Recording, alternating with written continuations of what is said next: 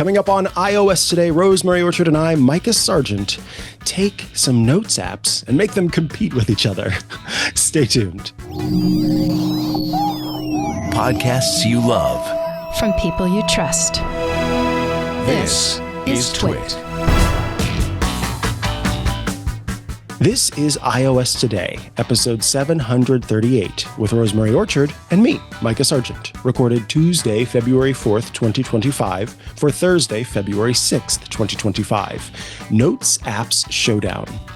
Hello, and welcome to another episode of iOS Today.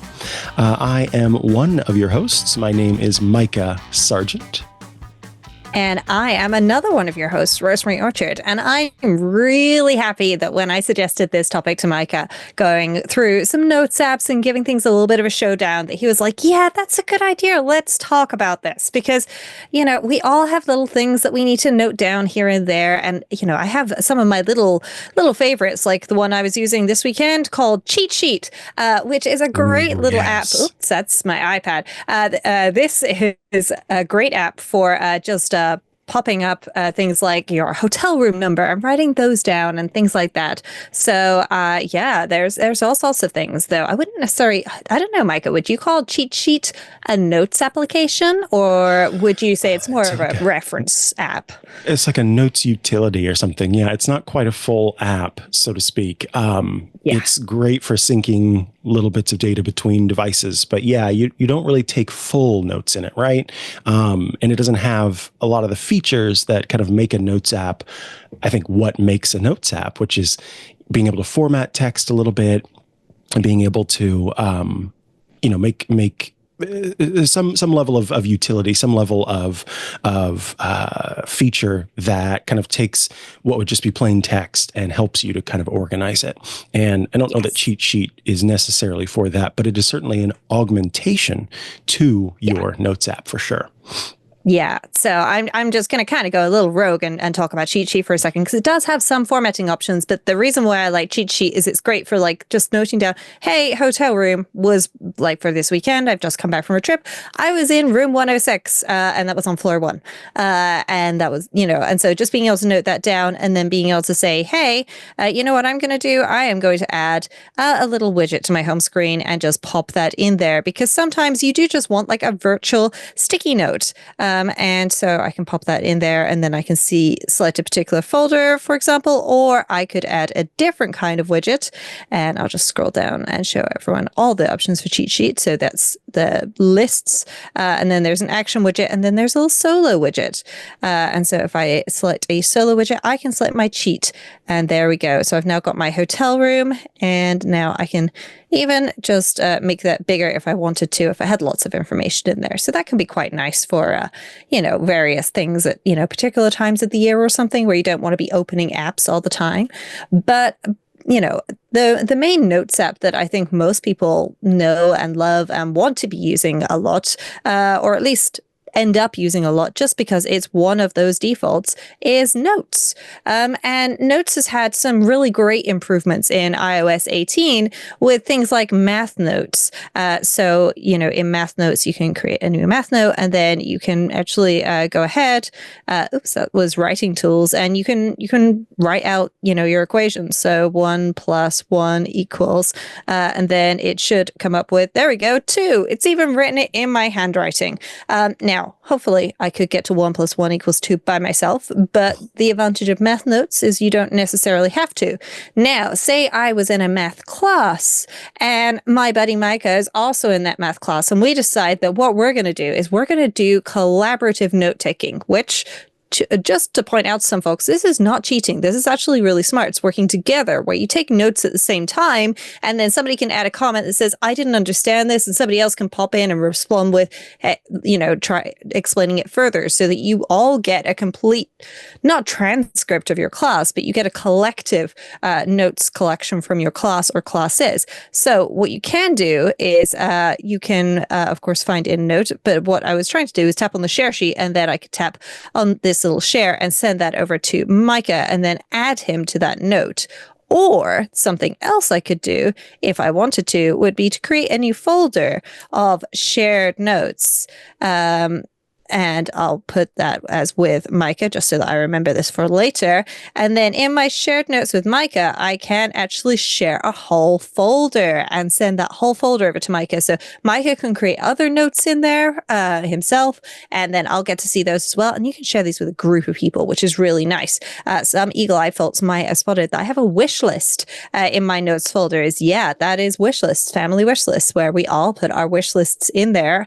It means that everybody's got access to all of the wishes that anybody might like. So if there's gifts that need to be purchased, well, if you had something that you particularly wanted, my family tends to write that down and share that. So Notes has a whole bunch of formatting options, which is, fairly simple, but it's not overly simple. So you've got the option to format things as a title, headings, subheadings, and so on. You can have checklists.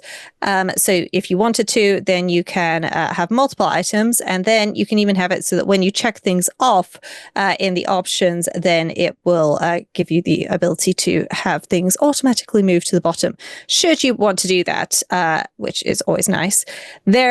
You can now put tables in, which is very nice. So if you need things, if you want attachments, you can add an attachment, including recording audio. So going back to those shared class notes I was talking about earlier, if you're sitting in a class, the professor's talking, preferably somebody sitting close to the front, if you're doing this collaboratively, can record the audio, and then you can play back the audio and you can see the notes appear in real time with the audio that's being recorded, and then there could be a transcript. You can also do things like attach files. So if you've got your slides from a class, or a picture of a receipt that when you're on a business trip, for example, then you've got all those options. And you can add little drawings in there as well. So I could try to add maybe a little heart. No, I'm not the world's best artist, and I'm doing this with my finger on my iPhone. So give me a little credit for that, please. And then you also have writing tools. So you can have it do things like proofreading and rewriting and making something more friendly or professional or concise, transforming things into tables, etc., using Apple Intelligence, if you have Apple Intelligence and you would like to do that. Notes is just a really great little app. It's got lots of shortcut support. It's got widget support. It's got sharing support. There's so much inside of it that it's a very solid basic app to have on your iPhone or iPad. Yeah, I think that the Notes app is kind of a great introductory app for people, for sure. That if you have not kind of dug into the power of note taking and what you can do with it, you start with the Notes app, and then what I often see is people end up going to other apps after that, ones that are more tailored. So you kind of learn your archetype almost of what the Notes app needs to be for you, and then you can kind of branch out from there. But some people don't need to ever leave the Notes app, and that built-in collaboration and integration that Apple offers, I think, really, of course, makes it stand out as an option. Yes, absolutely. But if you find Notes is perhaps a little too linear for you, it's very top down. So you put something underneath it or above it, and there's not really the option of just like doodling and floating things and kind of starting from more of a drawing perspective, then another great Apple app that you could look at for this is Freeform. And Freeform starts as just a canvas. Now, I am on my iPad and I've got my Apple Pencil Pro here. And so I can actually just start by drawing something or writing. And then I will try and draw a slightly better picture of a heart. That looks exactly the same as the one I just drew, but it's okay. I will double tap to switch to my eraser, because that is a feature on the Apple Pencil and Apple Pencil Pro, and try again. Maybe if I do something in red, maybe a little highlighter. Maybe that's what I need to try and make this heart a little bit cuter. There we go. And I had a little shading as well. So, I've done some writing. I've done some drawing. I can add some shapes. So there's various animals here. I could add a chicken, for example. Maybe if I'll go into nature and grab a leaf and pop that over here. And then if I tap on that, then I can actually go ahead and I'm going to change that to a nice green color. Obviously, that's a nice one for Mikah. That's probably something that might make him feel a little better. And I can actually, do some text formatting on this, which doesn't quite make sense, but if I had text on it, that would make more sense. I can add a little text block, so I can type words in here and so on and so forth. I can add images, but what you're hopefully seeing if you're watching the video is that this is just freeform. I just stick anything anywhere, hence the name. I can even add stickers from my, from messages. So I've added my little I'm on my way out, and, this is infinite canvas, more or less. You can scroll massively. Again, you can share this with somebody else if you wanted to. So I can set it to collaborate or send a copy. And, I've also got the ability to just tap in the top right and add another note, which is very nice. I can change my zoom level in the bottom left, and there is a nice little zoom to fit content option as well. So if you've got things that are kind of like spread out, and maybe if I were to zoom in down here and I'm like, well, okay, but I need to see everything, then I can zoom to fit the content. Or if I've selected something, then I can zoom to fit that. Now, I can also add connectors to things. Oops, that is not how you use a connector. So that I can, connect things up if I wanted to, which is quite nice. So there we go. I can now draw a little line between those two. And I can also change the dots on the background. It starts with a sort of dot grid pattern, and then with the icon in the bottom right hand corner, I can turn that off, which is nice. So yeah, I can add scenes so that I can jump to a particular area of the board, which is quite nice. That if I wanted to start out with, say, this here, then I can do that, and then I can progress to the next one. So I'll just drag that one up. And this can be really nice for presenting or exporting as a PDF, for example, if you are creating some sort of presentation or similar, so that you can do that, and you can rename your scenes or print them or do a lot of things with them. And yeah, Freeform is just a really lovely application that is kind of, is announced and everyone was like, ooh, interesting. And then I've just not really heard anything about it. And it's one of those things, I feel like you love it or you hate it. I personally have always struggled with something like Microsoft OneNote, because that canvas just gets wider and wider and wider. I used to see people taking notes at university, and they'd start and they'd have, their text would be this wide, and then they'd add another section and their text would be this wide, which would then shrink down the previous section to this wide, and they couldn't read it. And it was always a little weird. So I've always had an interesting relationship with infinite canvas. But for something that is drawing based, where also you can add scans of items, you can add links, you can insert files, you can use Image Playground and so on, it's pretty nice. And I feel like it works, very well when that is the application that I need. Yeah. I also sort of got very excited about Freeform in the beginning, thought it was a really cool app. I thought I liked the idea of a collaborative kind of canvas workspace that two or more people could use. And I just end up it doesn't work for me as much as I would expect it to. I've always wanted a sort of digital scrapbooking app, but then I go and use them, and then I realize, no, actually, maybe I don't want that. And Freeform kind of falls into that category. And I also think that app works best as a collaborative tool. Yeah. And it is, you're not always going to get that opportunity to use it as such. And of course, in part, we had heard that it was being developed to kind of show off some of the features of the Apple Vision Pro and, how it would work with that. So there are other things kind of, I think, playing against it in some ways that make it not my go-to choice for a notes app for sure, but an option if you ever need it. And I think, again, there have been a couple of times where I was planning something with a family member, and this was the perfect place to do it because we could both be in two different places and kind of drop our ideas together and make what was kind of like a mood board, so to speak.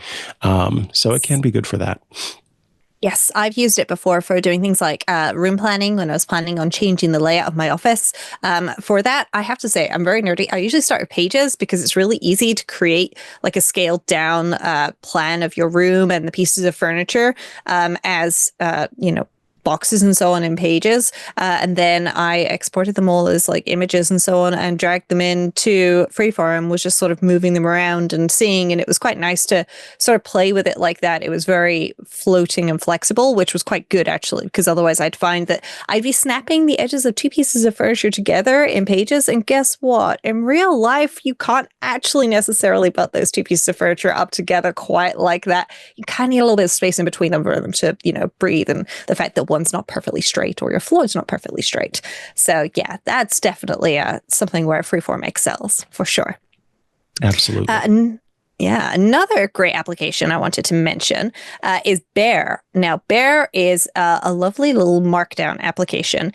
So Markdown is where you write and you use a hash at the beginning of a line to indicate that it's a header, or two hashes to indicate that's a second level header, three to indicate it's a third level header, and asterisks or underscores to make things bold, and so on and so forth. So it's a plain text-based language, which is great for being able to write and then take your notes elsewhere if you would like.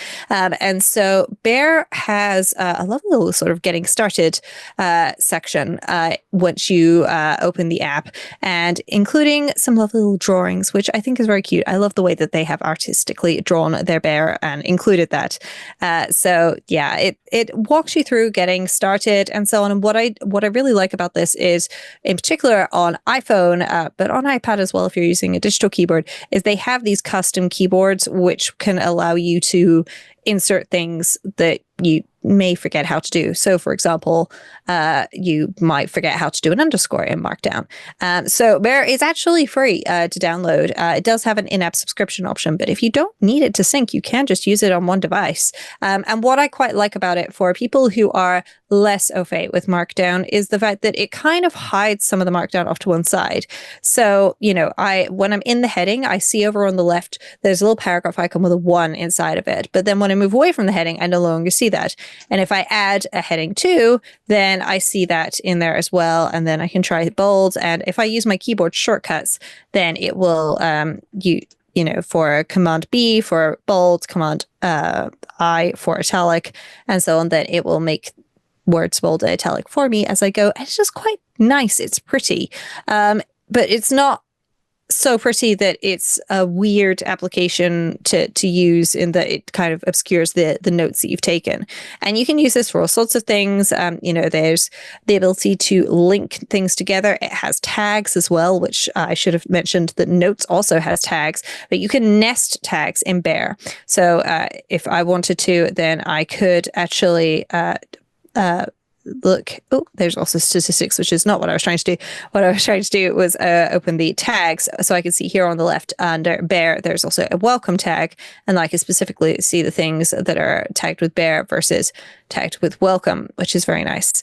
And yeah, it's just got a lot of very nice features, and they've been working really hard on making this, a very simple looking application that has a lot of power behind it. And I think that is always something that is quite nice, knowing that there's power there, but not necessarily having it shoved in your face, which is a little bit of a contrast to our next application. But before I move to Obsidian, is there anything you wanted to mention about Bear, Mikah? No, actually, Bear is one of those that so many people around me really like, and I always end up re-downloading it, and I never go to it. It's, I know, a popular app for the people who do use it. But yeah, I don't have much to say about Bear. I do have some to say about Obsidian, so I'm curious to hear how you are using it, if you are. Yeah, so I am using Obsidian. I use it a lot. I have sort of my own personal wiki in there. So, for example, I have a note here about a Raspbian Python virtual environment, which may make no sense to you, but that's okay. It doesn't need to. What makes sense to me is the fact that I have my notes here and I can see them. They're easy to find. I have the option to see all of my files over on the left, and even to search for things and so on. But what I really love about Obsidian, which is something you don't get in most applications, is there are community plugins. And just to be very clear, if you're looking at the screen, you're going, hang on a second, what? This is an iPad application, but I can go and get more community plugins and download them, install them, and add them. So I have a bunch of them that you can see here. I've got Iconize, I've got Calendar, I've got a Data View, I've got Templater, I've got Advanced Tables, all sorts of things.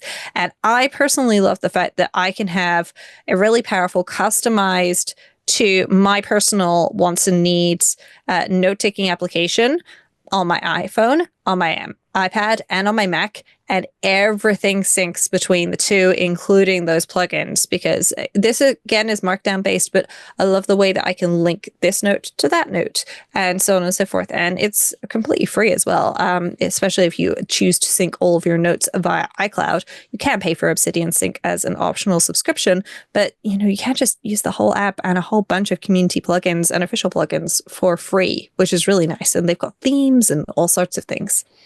Yeah, Obsidian is, I think, definitely more on the nerdy side, and I mean that in the best way. It's fully tinkerable. You can set it up just how you want it. You can add all of those different toolkits and extensions, and at its heart, it is kind of letting you create a networked group of information. And so you can do all sorts of things like, maybe every day you write down the things that you learned, the things that you did that day, and being able to link those back to other days where you worked on a project, or, be reminded of a word that you learned.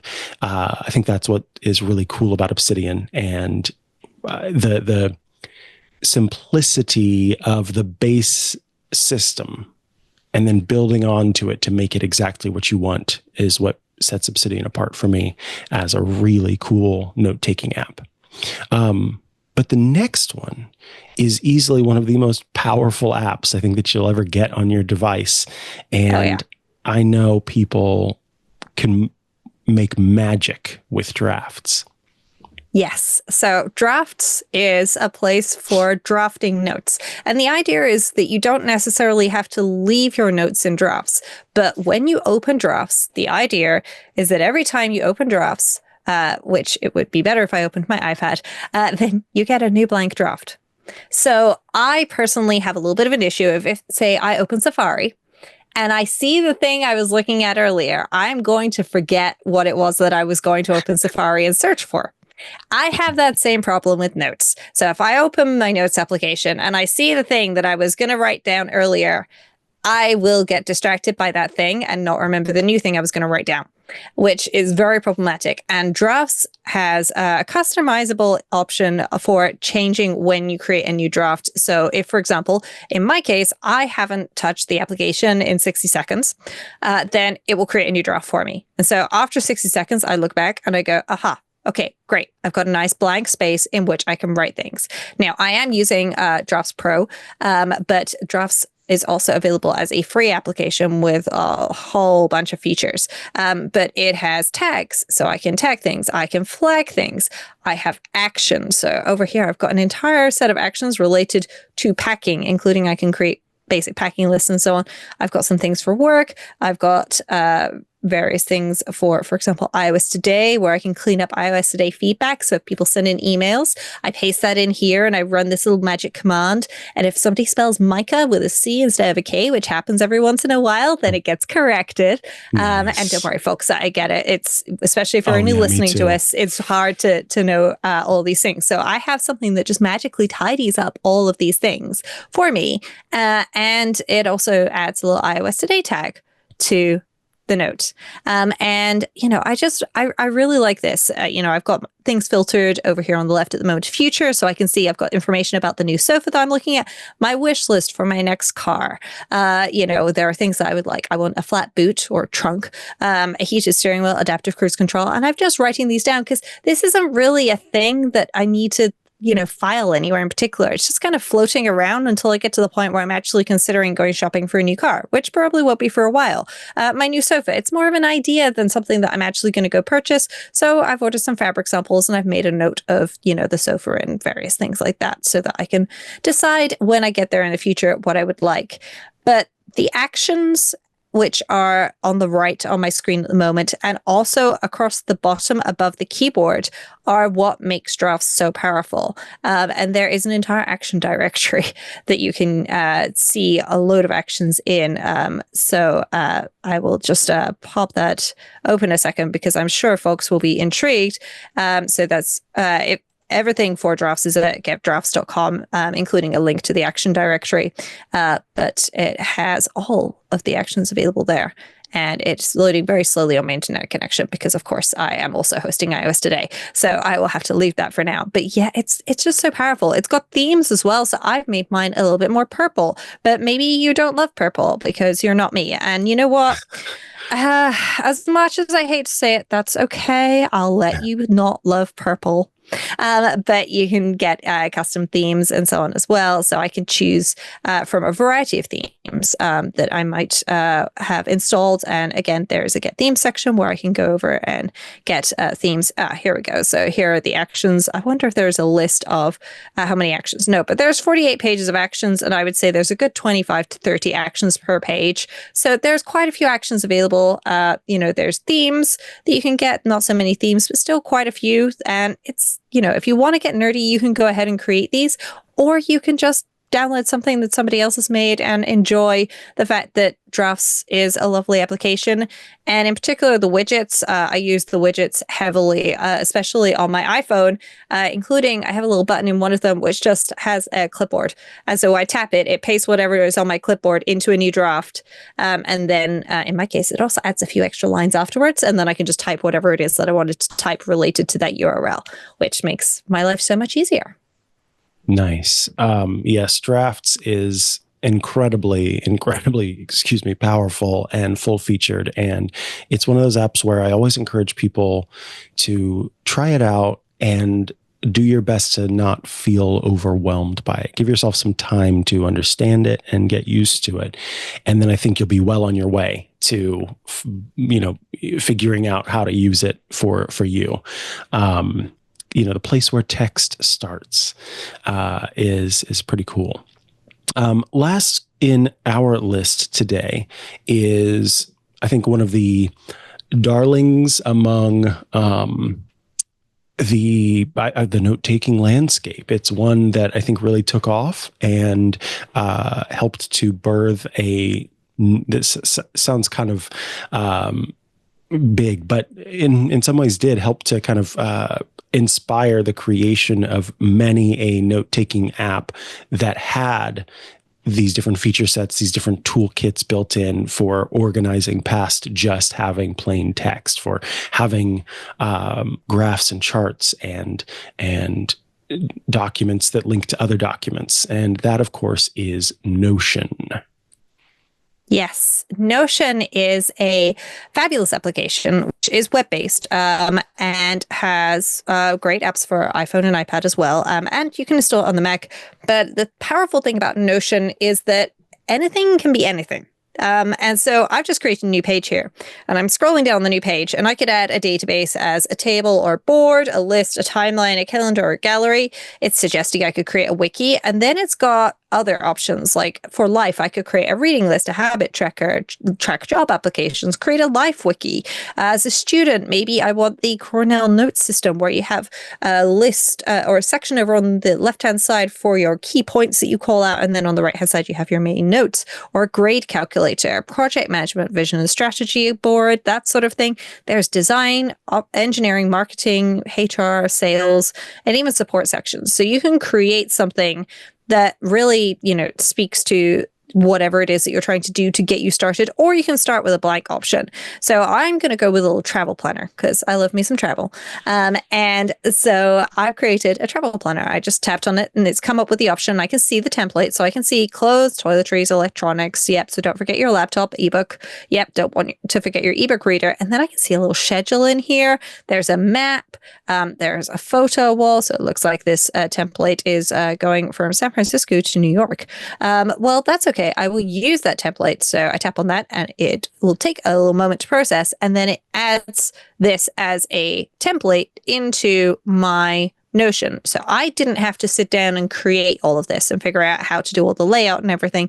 I can just add things and I can say, hey, as well as jeans, I kind of want to pack a skirt. So I want a skirt and a scarf because I always travel with a scarf. Toiletries, as well as a toothbrush and deodorant and sunscreen. I need toothpaste. That is something that I consider somewhat of a non-negotiable. I'm going to change this from ebook to ebook reader and also add a battery pack to keep my devices charged on the go. There we go. So I've added that. And now I can tap open on the departing flight and I can make some changes here. So for example, I might want to actually put this into 2025 and I'm going to travel on, I have decided, the 4th of November, 2025.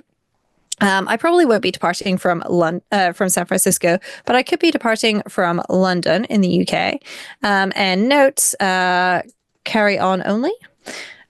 Because maybe I'm trying to do this a little bit cheaper. But then once I've changed that, then I can see that, these notes that I've made on that departing flight page, which is a sub page in Notion, have come back. And this is where that power really, comes into play. Because if I go into this little calendar view and I move forward to November 2025, then it was showing up just now and now it's hiding from me because I hit the today button, of course. But yeah, I can have all of the data that I like displayed in a whole bunch of different ways. And I can just sit down and write, or I can make something more powerful, or I can steal something more powerful that somebody else has made and adapt it to be what I need, which is where I think Notion really, really wins. There are lots of note-taking apps out there. These are some of the ones that we feel are quite powerful and also, I think, in many cases, easy to use. If there is a notes app that you use that you feel bears mentioning, please do write in iOS today at twit.tv to let us know about it. We'd love to hear about the apps that you're using for taking notes. I have a brief bit of news before we move into the feedback and Shortcuts Corner segment. Apple, as of this morning, has launched a new app. This morning, as we record this on Tuesday, February 4th, has launched a new app called Invites, or Apple Invites. And it is an app that lets you create and send invites to events to basically anyone.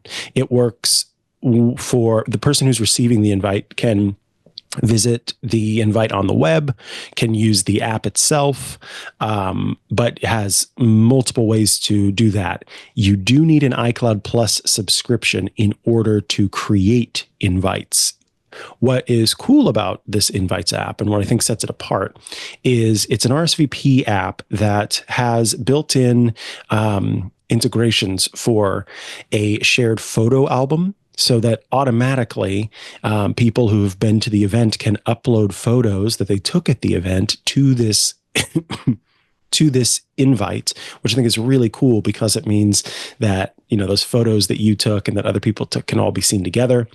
It has weather information, location information. It also integrates with Apple Music. So if people have an Apple Music subscription, they can contribute to a playlist for the event.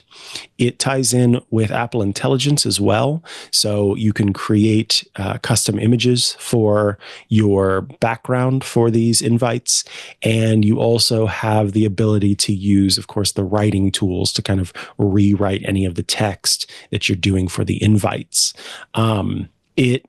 It's interesting because I had just heard about this, that Apple was working on this, and I was telling my significant other about it. And then this morning the app came out and I thought, oh, wow, I did not realize it was going to be just right after that we, saw it. So that is available in the App Store. Again, you do need an iCloud Plus subscription to create invites, but you do not need it to receive invites and RSVP to invites and interact with invites. And so that is why, or that is an app that you can, again, get for free. iCloud Plus subscriptions do start as low as 99 cents a month. So you could kind of join in without needing to spend too much to do this. There are lots of third-party RSVP apps and services out there. One of the main concerns that I've always had about them is handing over not just my contact information, but the contact information of friends and family, and not knowing precisely where that's going or how it's being used. So being able to have all of that in the Invites app, I think, is good because we know about Apple's commitment to privacy and security. So having that all kind of in one place is pretty neat. Rosemary, you're showing us a little bit of it. Yeah, so I just popped it open and I've thrown in a tour of London for the 26th of April because that seemed like a sensible thing to do. I tapped edit background, and then it gave me a whole bunch of ones to choose from, some based on emoji, some photographic ones, and then some color ones. And so under the emoji, I went and I picked a little travel one. I popped in the date. I've selected a location, which I did set to the city of London. You know, I've not been super specific with an address. You can see that's hosted by me, and I've added a little description, come and tour London. And that's automatically added weather. So this time of the year, temperature ranges from 6 to 14 degrees. That is Celsius, I should note, not Fahrenheit. And then I can add my shared album and a shared playlist even if I wanted to. And then when I preview that, I can see what it looks like. And then I can tap next and then actually start preparing it and send it off to, say, for example, Mikah, though I think it's a little short notice for that. But I can also tap to invite individuals instead of just sending it with messages or mail. And also there's the option to approve guests. So, for example, just because Mikah gets a link and clicks approve, does that mean that he's okay to come? I mean, in Mikah's case, absolutely. But in other cases, maybe not. And you do want a final approval over the guest list. So that's quite a nice feature to have as a thing that you can do. So, yeah, and now I have this, and I can actually go into the event settings on it, just to be clear. And I duplicate it, cancel it, or I will actually delete it because this is not a real event that I created. But yeah, it seems quite simple and fun to do. I can imagine this being great for kids' birthday parties. Absolutely. Yeah. And I have received different RSVPs in the past, invites or whatever you want to call them, with third-party tools, and I was always kind of dubious. So I like this. I think this is, and especially the encouragement to share photos from the event. That's what I think is the killer feature, so to speak. All right, let us move on. I'm going to have an episode of Hands on Mac that is a little walkthrough of the Apple Invites app. So if you haven't yet, check out Hands on Mac because that episode will be out soon. All right, let's move on to feedback. Rosemary, you're going to read our feedback in your Shortcuts Corner this week. I am indeed. So our first question comes in from Chuck, who says, "Hi, Mikah and Rosemary." Hi, Chuck. I use the driving focus mode while driving, and I have it set to only allow text updates from my wife and son. And it works great if they text me directly, but if their name is on a group chat, then those messages get displayed. Is there a way to disallow those messages and only allow direct messages from my wife or son to go through? Thanks, from Chuck. And this is something I have spent a little bit of time, messing with this, Mikah. And I think, unfortunately, the only way around this is to actually go to a group chat and then actually to hide the alerts on it, at least at the time being, which is annoying because then you have to go back and unhide the alerts afterwards, which is, maybe not exactly what you wanted. That's unfortunate.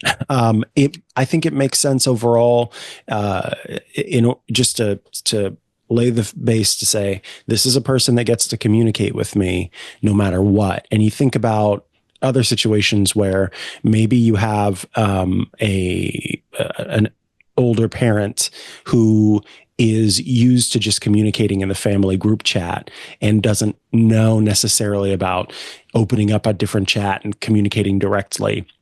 You want to make sure that that person is able to get in touch with you whenever you set that setting that says this person can kind of break through. So I get why Apple doesn't have that kind of toggle and that specific filter.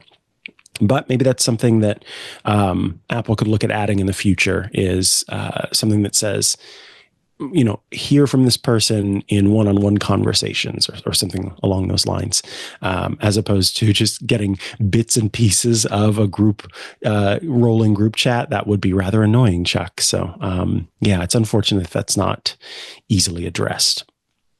Yeah. And just to be clear, the driving focus mode under settings, focus, driving is a little special.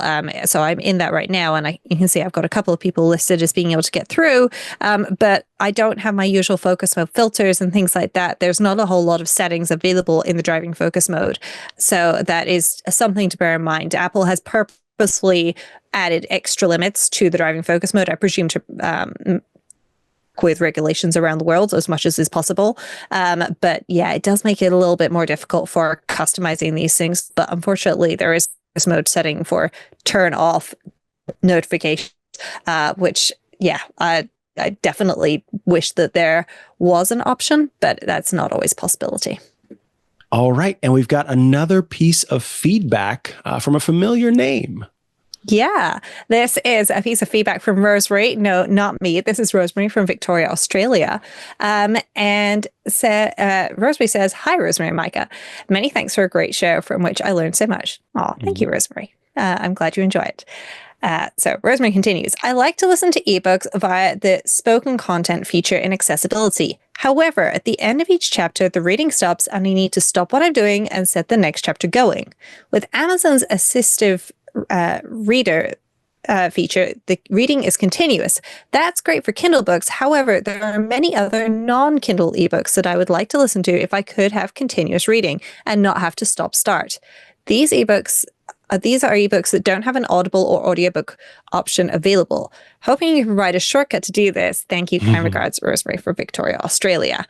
Now, this is an interesting one because depending on what it is, so particularly, if it's things like articles from the web and so on, then you can create a PDF from those. And there's actually a really great Kindle feature where you can send to Kindle. So this is available on iOS using the share sheet. So if you use the share sheet and then you scroll along with the little app icons, you can see the Kindle app and you can send to Kindle that way. Or there's the option to send Kindle by email. So depending on where you're getting your books, Rosemary, if they don't have digital rights management attached to them, then you may be able to email them to your Kindle account, which is something you can do. And we'll pop a link in the show notes as to how to do that. But it supports PDF, Microsoft Word documents, text documents, rich text documents, HTML, and even supports, believe it or not, PNGs, GIFs, JPEGs, BMP files, and EPUB files as well.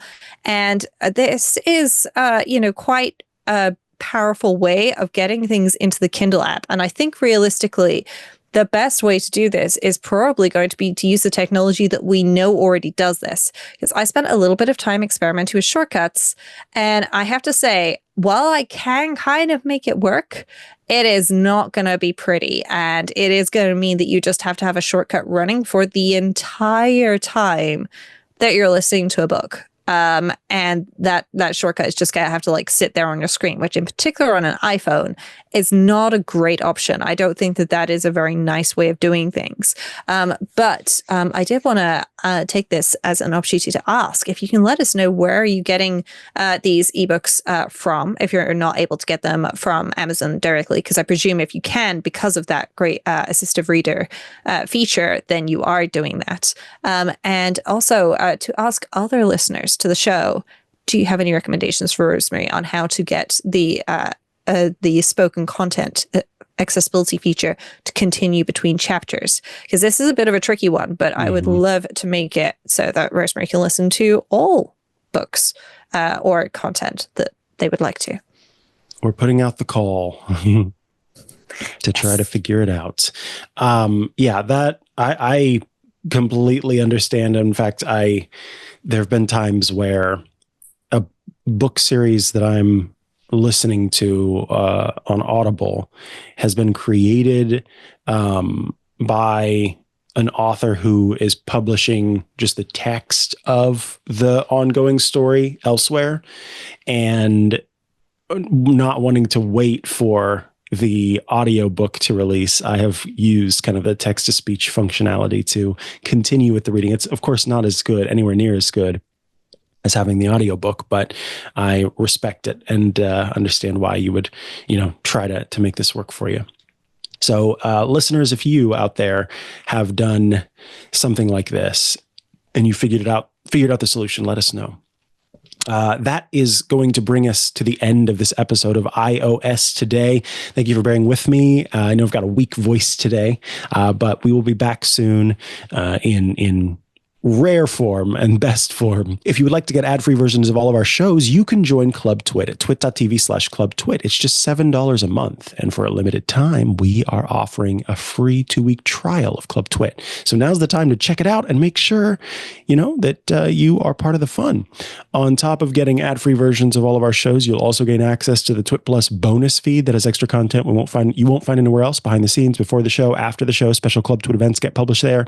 Access to the members-only Discord server, which is a fun place to go to chat with our fellow Club Twit members and those of us here at Twit. And that warm, fuzzy feeling knowing that you're helping us continue to bring this to you. If you're watching live and are a member of the club already, then you are hearing this. And so I want to remind you about twit.tv/clubtwit/referral, where you can go to refer your friends to the club and earn free months of Club Twit. Rosemary Orchard, if people would like to follow you online and check out all the great work you're doing, where should they go to do so? Well, the best place to go is rosemaryorchard.com, which has got links to apps, books, podcasts, and more. And of course, all the social media sites as well. Plus, you can find me hanging out in the Club Twit Discord, either while we're recording the live show or in the iOS Today discussion area after the show, where folks tend to enjoy posting feedback for various episodes that they've been watching and listening to recently. What about you, Mikah? Nice. You can find me at Mikah Sargent on many a social media network, or you can head to chihuahua.coffee. That's CHIHUA.coffee, where I've got links to the places I'm most active online. Be sure to catch my other shows on the network, including Tech News Weekly, Hands on Mac, and Hands on Tech. And we'll be back with another episode next week. Bye-bye.